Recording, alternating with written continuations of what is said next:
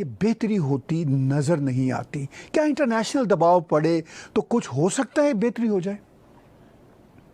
Sir international दबाव पड़े तो पाकिस्तान में कुछ भी हो सकता है सर, ये मैं मानता हूं।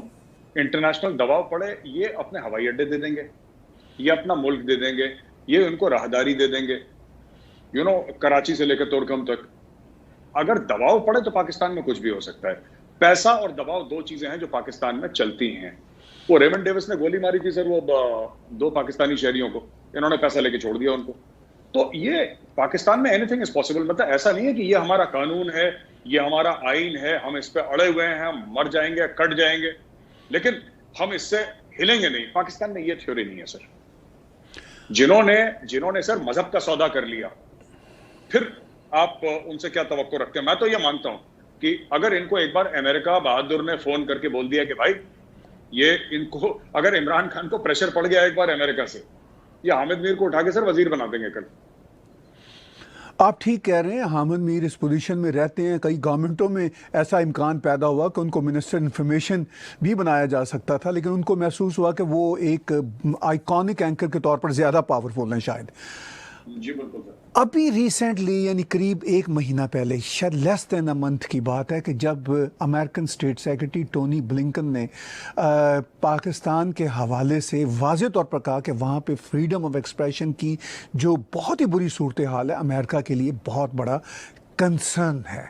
मैंने कुछ 6 महीने पहले ऑलमोस्ट असद अली तुर्क का इंटरव्यू किया था, जब उन्हें बहुत बुरी धमकियां मिली थी। अब तो वो बेचारे बहुत बुरी हालत में हैं। तो वो भी यही कहते थे कि भाई हमारे लिए जीना और काम करना नामुमकिन है। तो इस सारी सूरत हाल में जब अमेरिकन स्टेट सेक्रेटरी कहते भी हैं अपनी प्रेस कॉन्फ्रेंस में, फिर भी वो पाकिस्तान पे दबाव क्यों नहीं डालते? यानी इंटरनेशनल कम्युनिटी क्यों दबाव नहीं डालती, जबकि हर जगह जो भी सहाफ़ती आज़ादी के इदारे हैं दुनिया भर के, वो ये वावेला भी मचा रहे हैं कि ये बुरा हो रहा है, बुरा हो रहा है, लेकिन कहती क्यों नहीं सरकारें? क्या वजह आपको नज़र आती है? सर अपने सबके अपने मफाद हैं। अमेरिकन को कोई फर्क नहीं पड़ता सर। वो अमेरिका वही अमेरिका है जिसने ड्रोन से पाकिस्तान में बारातों की बारातें साफ कर दी सर, ट्राइबल एरियाज में। जब ड्रोन अटैक करते थे ये लोग, पाकिस्तान से ही ड्रोन टेक ऑफ करते थे, पाकिस्तानी को पता ही नहीं था कि हमारे बगल से ड्रोन टेक ऑफ कर रहे हैं। 10 साल के बाद इनको पता लगा। तो खैर बात यह है कि अमेरिका तब करेगा जब अमेरिका को ठीक लगता है, जब अमेरिका को थोड़ी सी चाबी घुमानी पड़ेगी। अब कैसे अमेरिका अब करेगा सर? आने वाले कुछ दिनों में, अगले 5-6 महीनों में, जब अमेरिका को अफगानिस्तान से निकलना होगा।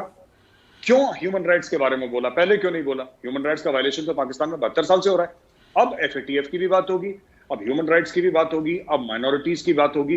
ये जितने भी मुल्क हैं ये पाकिस्तान से हिसाब मांगेंगे ह्यूमन राइट्स का। मांगना चाहिए, पर मैं ये कह रहा हूं कि लगातार दर लगातार मांगना चाहिए। ऐसा नहीं कि आपको पाकिस्तान में बेसिस चाहिए तो आप पाकिस्तान की फिर बाह मरोड़ना शुरू कर दें। वो फिर ब्लैकमेल है, और ब्लैकमेल मुल्क करते हैं सर। और ठीक है, मुल्क के मफाद में जो है वो ठीक है, और ये चीज है।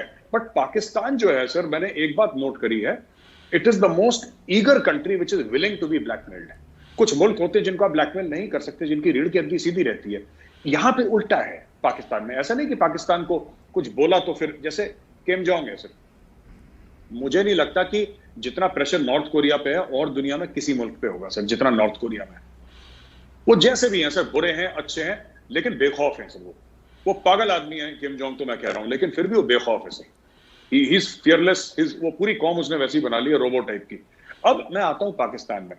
पाकिस्तान में जो भी होता है ना सर, ताहिर साहब, जो भी होता है पाकिस्तान में, उससे एक जो ऑब्जर्वर है या कोई एनालिसिस कर रहा है, तर्जिया कर रहा है, उसको ऐसी एक बड़ी स्ट्रॉन्ग सी फीलिंग आती है कि the Pakistanis are looking for a deal. इसमें कोई बात बन जाए हमारी। मतलब वो कोई जज्बा, कोई जुनून, या कोई जिसको कहते हैं ना, कोई मोरालिटी के ग्राउंड से नहीं बोल रहे होते। वो कोई पक्की जमीन पर खड़े होकर बात नहीं कर रहे होते। पाकिस्तानी इस्लामोफोबिया के बारे में बहुत हल्ला करेंगे, उसके पीछे भी एक डील है कि हम बोलना बंद कर देंगे अगर तुम हमें इतने पैसे दे दो। ठीक है, पाकिस्तान कुछ भी बवेला करेगा, कुछ भी करेगा, उसके पीछे भी ये है कि हम प्रेशर क्रिएट कर रहे हैं। अब फ्रांस का आप देखिए, मोहम्मद साहब के जो कार्टून्स का था, वो अचानक मामला हमने अपनी एक शो में आपके डिस्कस भी करा था, अचानक वो चीज गायब हो गई। राइट, अचानक वो चीज जो लबैक वाले कर रहे थे, इतनी लाशें गिरी लाहौर में, यतीम खाना चौक में, वो अचानक मामला खत्म हो गया। क्या हुआ? फ्रांस ने क्या अपोलोजाइज कर लिया, फ्रांस ने माफी मांग ली, अपना सफीर वापस ले लिया फ्रांस ने। ऐसा तो फ्रांस ने कुछ नहीं करा। क्या फ्रांस ने गारंटी दी कि चलो हम ये सब नहीं कर रहे, लेकिन आगे से हम आपको जबान देते हैं, कसम खाते हैं कि आगे से ऐसा गुस्ताखाना कोई चीज हरकत नहीं होगी फ्रांस से? क्या वो अश्योरेंस दिया? ऐसा भी नहीं दिया। ये लोग चुपचाप हो गए। ये हर चीज पाकिस्तानी करते हैं, जो पाकिस्तानी एस्टेब्लिशमेंट है वो करती है, डील हो जाए हमारी किसी तरीके से ना, एक हमारा जिसको कहते हैं ना कि एक पत्ता चल जाए, हमारा एक जोकर चल जाए, हो सकता है कुछ मिल जाए इससे। तो पूरा का पूरा कॉन्स्ट्रक्ट जब ऐसे होगा तो क्रेडिबिलिटी गिरेगी सर।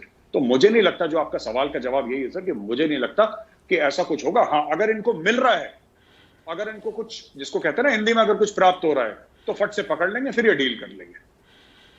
देखिए, कुछ लोग ये भी लिख रहे हैं और पाकिस्तानी राइटर्स ही लिख रहे हैं कि हम अरसा दराज से पाकिस्तान में देख रहे हैं कि जो डिफरेंट गवर्नमेंट के फैक्शंस हैं, इवन आर्मी के अंदर के जो डिफरेंट फैक्शंस हैं, वो एक दूसरे के साथ लड़ते हुए कभी मीडिया के आइकॉनिक नेम्स को यूज़ करते हैं, कभी जुडिशरी को यूज़ करते हैं, कभी पॉलिटिकल पार्टीज़ को यूज़ करते हैं।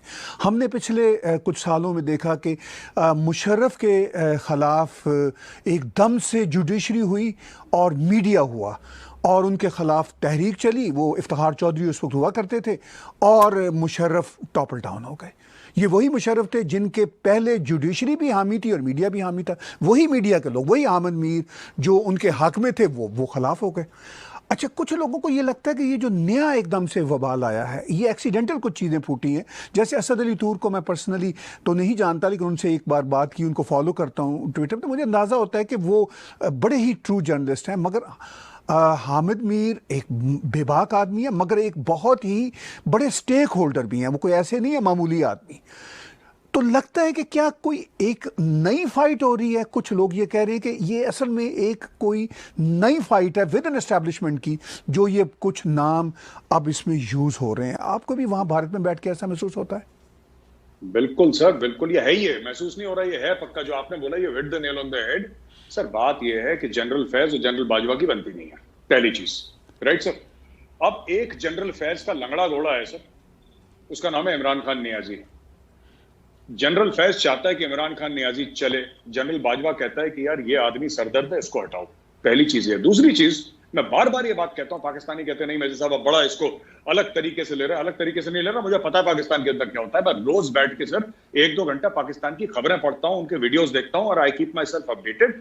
सच बात यह है कि जब से जनरल बाजवा का एक्सटेंशन हुआ है सर, एक चुटकी बजा के मौलाना फजलुर रहमान के पास 10 लाख लोग कहां से आ जाते हैं? ये फंडिंग कहां से आती है मौलाना फजलुर रहमान? ये ठीक है, इंडिया दे दी रॉ, ये तो यही इंडिया रॉ करते रहते हैं, वो आसान है कहना। पर अगर इंडिया पैसा देती है मौलाना फजलुर रहमान को, क्यों देती है? उससे क्या होता है? पाकिस्तान का क्या बिगाड़ लिया मौलाना फजलुर रहमान ने? ये सर आपस में, ये मौलाना फजलुर रहमान जैसे लोग हैं सर, ये कश्मीर कमेटी का चेयरमैन भी था पहले, राइट।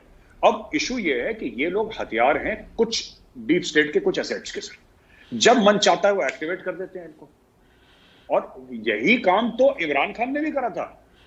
जो फजलुर रहमान करता है, इमरान खान यही तो काम करता था सर। जब तहरीक इंसाफ शुरू हुई, 21-22 साल उसका स्ट्रगल रहा, नो डाउट। बट बाद में जब वो प्राइम मिनिस्टर बनने से पहले नवाज शरीफ के क्या, जो मोदी का यार है, गद्दार है, गद्दार है, पूरा रेड जोन के बीच में कंटेनर लगा के सामने से वो डीजे बट था। बाद में उसकी पिटाई विटाई भी कर दी ये तहरीक इंसाफ वालों ने, डीजे बट ये सब। ये क्या था सर? वो तो he was English speaking Maulana Fazlur Rahman. Imran Khan is nothing but English speaking मौलाना फजलुर रहमान, और कुछ नहीं है उसमें फर्क। वो यही काम कर रहा था एस्टैब्लिशमेंट के लिए, एस्टैब्लिशमेंट को कुछ इदारों के लिए। इमरान खान जो फैक्शन है वो आगे आ गया। कल अगर मौलाना फजलुर रहमान का फैक्शन ऊपर हो जाएगा, मौलाना फजलुर रहमान को उठा के कुछ बना देंगे।